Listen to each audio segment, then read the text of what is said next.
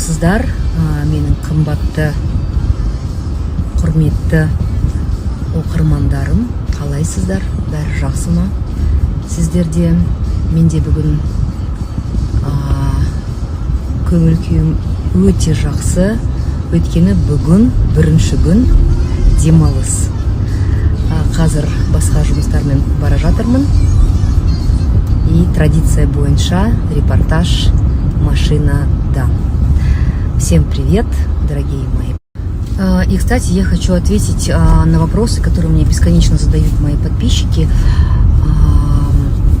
Мой помощник промониторил, какие самые такие животрепещущие вопросы задают мне мои подписчики.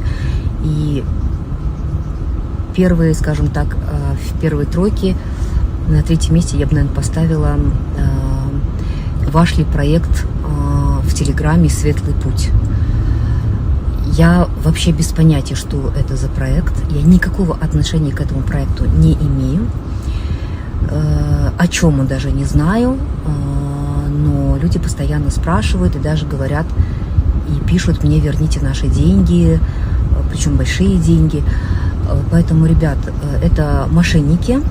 Пожалуйста, перешлите это мое сообщение, это мое видеообращение. Никакого отношения к светлому пути или... Значит, в продолжении темы, я могу ошибаться, то ли «Светлый путь», то ли «Светлая дорога» называется этот проект. И очень так, я бы сказала, агрессивно рекламируется. Даже говорит моим голосом и моим видео: ребята, пожалуйста, прошу вас, сейчас век высочайших технологий, поэтому лишний раз перепроверьте, лишний раз пересмотрите свое решение, куда-либо вкладывать свои денежки. Вот, это на первый вопрос я ответила. Второй вопрос, один из тоже самых популярных. Почему вы любите Алису больше, чем Алму? Почему вы смотрите в сторону Алисы? Почему вы держите Алису? Зачем вы вот так с Алмой? Это несправедливо. Ребят, ну честно, это смешно на самом деле. Да, это смешно, потому что любая мать согласится со мной, что ты не можешь любить одного ребенка больше или одного ребенка меньше. Ну это как вот 5 пальцев. Ты же не можешь, вот тебе этот палец нравится, а этот палец не нравится. Так не бывает. Поэтому это могло так показаться, потому что у Алисы адиты бар. Когда я прихожу домой, ну или утром, или в любое время, когда я с детьми, Алиса не дает взять Алмушку первой. Она устраивает большой скандал со слезами, с горошину, потому что ее я должна взять первой, ну, наверное, на правах старшей, или она знает об этом, или как-то так получилось, что она на 15 дней больше со мной знакома, и так получается, что Алмушка, она более терпеливая, более сдержанная, не такая эмоциональная, она начинает плакать вместе, и мне приходится как-то регулировать ситуацию. И если я все-таки нарушаю это правило и беру Алмушка первой, все повторяется вновь и вновь. И это не потому, что я люблю кого-то больше, а кого-то меньше, потому что один ребенок более эмоциональный, и нельзя, наверное, да и не наверное, а точно нельзя травмировать ребенка.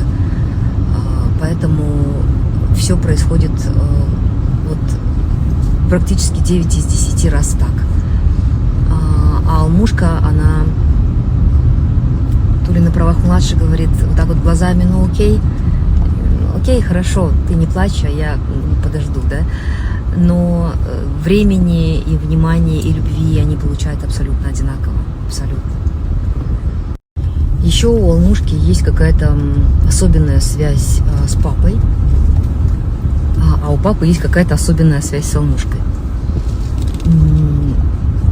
И они им очень комфортно друг с другом, и они очень много времени проводят друг с другом.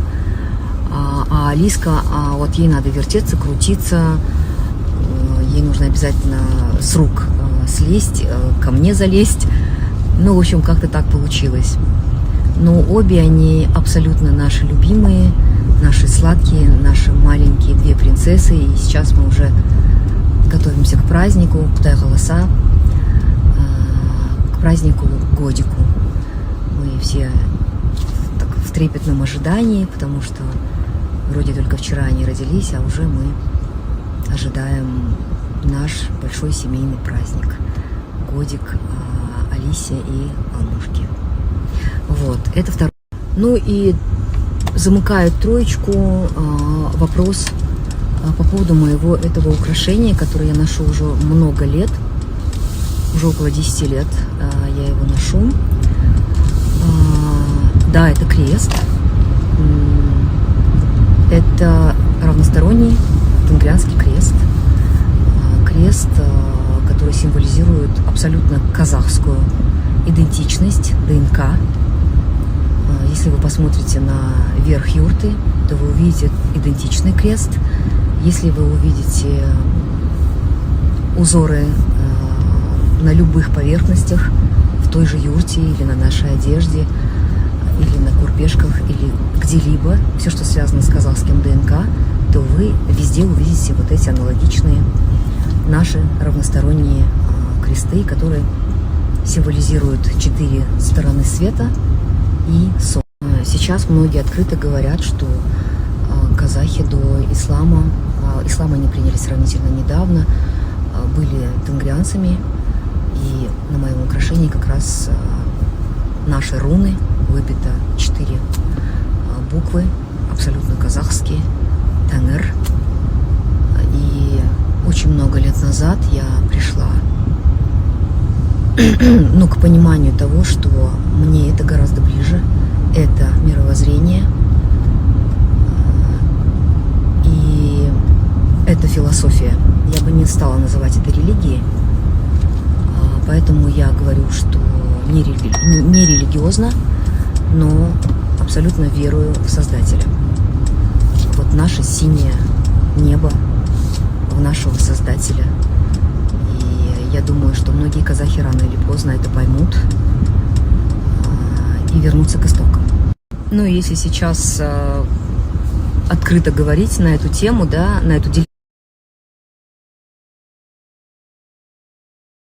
деликатную тему для всех, то все мы потомки Тенгри, иначе бы каждую пятницу мы бы не пекли баурсаки и лепешки и не почитали и не вспоминали своих аруахов. Поэтому этот вопрос такой очень тонкий.